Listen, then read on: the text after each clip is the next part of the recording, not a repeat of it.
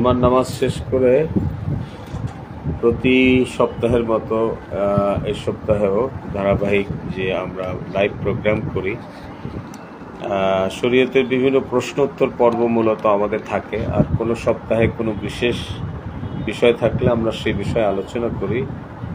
ইতিমধ্যে যারা লাইভে অংশগ্রহণ করেছেন বিষয়টা নিশ্চিত করেন যে আওয়াজ ঠিক আছে কিনা, আর শেয়ার করে দিতে পারেন যাতে বেশি মানুষের কাছে বিষয়টা যায়। ক্যাপশন দেখে এটা আপনারা অনুমান করবেন যে আজকের আলোচনার বিষয়টা হবে। আপনারা ইতিমধ্যে জেনেছেন যে সরকারিভাবে বাংলাদেশের সমস্ত সরকারি প্রাথমিক বিদ্যালয়গুলোতে গানের শিক্ষক নিয়োগ দেওয়ার জন্য প্রজ্ঞাপন দেওয়া হয়েছে। মেবি ৬৮,০০০ গানের শিক্ষক বা কম বেশি হতে পারে।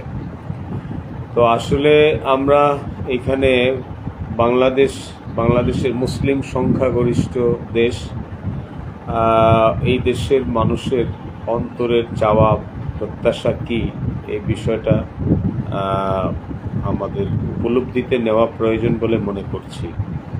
নিজের জায়গা থেকে এই বিষয়ে আলোচনা করা জরুরি ভেবেই বিষয়টাকে আলোচনা করেছি। আজকে যারা জুমায় উপস্থিত ছিলেন, আমি এই ব্যাপারে জুমাতেও কথা বলেছি। তো সবার সামনে যে বিষয়টা স্পষ্ট করতে চাই যে আমাদের একটা জাতি গঠনের জন্য শিক্ষার গুরুত্ব অপরিসীম। এই জন্য আল্লাহ নবীদের নবুয়তি কামের যে দায়িত্ব বর্ণনা করেছেন, সেখানে বলছেন ইয়াতলু আলাইহিম আয়াতিকা ওয়া ইউআল্লিমুহুমুল কিতাবা ওয়াল হিকমা।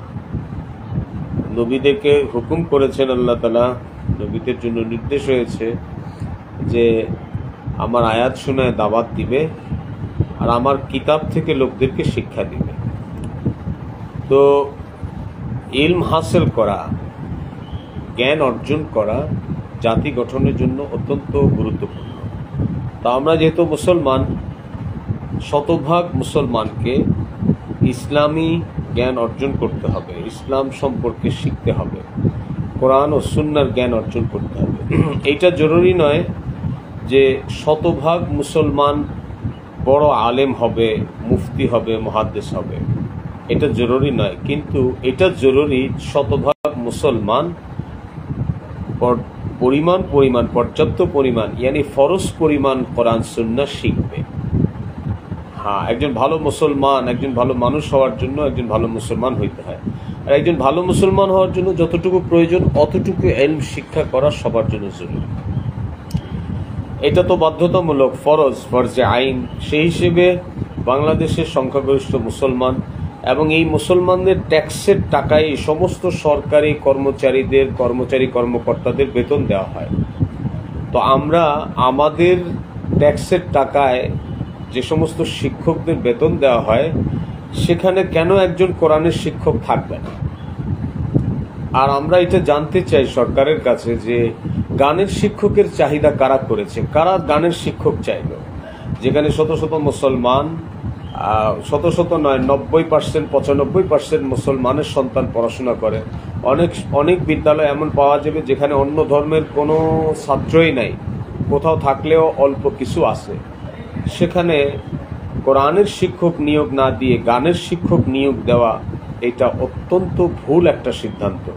স্পষ্টভাবে বলতে চাই, আমরা এর তীব্র নিন্দা জানাচ্ছি, প্রতিবাদ জানাচ্ছি, এবং কোনোভাবে আমরা এটাকে বাস্তবায়ন হোক এটা আমরা চাই না, কোনোভাবে চাই না। ফ্যানের শব্দটা বন্ধ করতে হবে। এটা আমরা চাই না। আমরা চাই বাংলাদেশের প্রত্যেকটা প্রাইমারি স্কুলে একজন করে নুরানি শিক্ষক, একজন করে হাফেজ শিক্ষক নিয়োগ দেওয়া হোক, যাতে প্লে নার্সারি থেকে বাচ্চারা বাংলা, অঙ্ক, ইংরেজির সাথে সাথে নুরানি পড়তে পারে। অর্থাৎ একজন মুসলমান হিসেবে চলার জন্য যতটুকু কোরআন তেলাওয়াত শিখবে, হাদিস, মাসলা মাসাইল, দোয়া, কালাম, একজন মুসলমান হিসেবে চলার জন্য সে এতটুকু শিখবে। এরপরে বাংলা, অঙ্ক, ইংরেজি অর্থাৎ 3, 4, 5 এগুলো পড়ার সময়ও হিফজখানা পাশাপাশি সে পড়বে, হাফেজ হবে, কোরআনের হাফেজ হবে, পাশাপাশি সে 5 পর্যন্ত পড়বে। এরপরে যাদের পারিবারিক এবং ছাত্রদের আগ্রহ আছে তারা ইচ্ছে করলে মাদ্রাসায় চলে যেতে পারে বড় আলেম হওয়ার জন্য, মাওলানা হওয়ার জন্য, মুফতি মুহাদ্দিস হওয়ার জন্য। আর যাদের আগ্রহ আছে তারা ইঞ্জিনিয়ার হবে, ডাক্তার হবে, প্রফেসর হবে, বৈজ্ঞানিক হবে, আমাদের কোনো আপত্তি নাই, সবটা হতে পারবে। তারা স্কুল থেকে সামনে বাড়বে, তারা আধুনিক শিক্ষায় শিক্ষিত হবে। আমরা এমন কোনো গোড়া জাতি নয় যে আমরা আধুনিক শিক্ষাকে এনকার করছি। আমরা চাই শুধু বাংলাদেশ নয়, পুরা পৃথিবীর যেন মানে ওয়ার্ল্ড ইকোনমি এটা যেন মুসলমান ডমিনেট করে। আমরা এটা চাই যে আমাদের মধ্যে, মুসলমানদের ছেলেদের মধ্যে এমন অর্থনীতিবিদ তৈরি হয় যাতে পুরা পৃথিবীর অর্থনীতি তাদের নিয়ন্ত্রণে থাকে, এমন ডাক্তার তৈরি হয় যাতে পুরা পৃথিবীর চিকিৎসা বিভাগ, চিকিৎসা ব্যবস্থাপনা যেন মুসলমানদের হাতে থাকে, এবং প্রত্যেকটা সেক্টরে যেন মুসলমানদের অবস্থান থাকে। আমরা এটা চাই। কিন্তু এর আগে অবশ্যই তার প্রাথমিক শিক্ষালয় থেকে যেন সে একজন মানুষ হিসেবে, একজন ভালো মুসলমান হিসেবে নিজেকে গড়ে তুলতে পারে, এই জন্য তাকে কোরআন সুন্নাহ শিখতে হবে। এটা বাধ্যতামূলক করা চাই। আমি মনে করি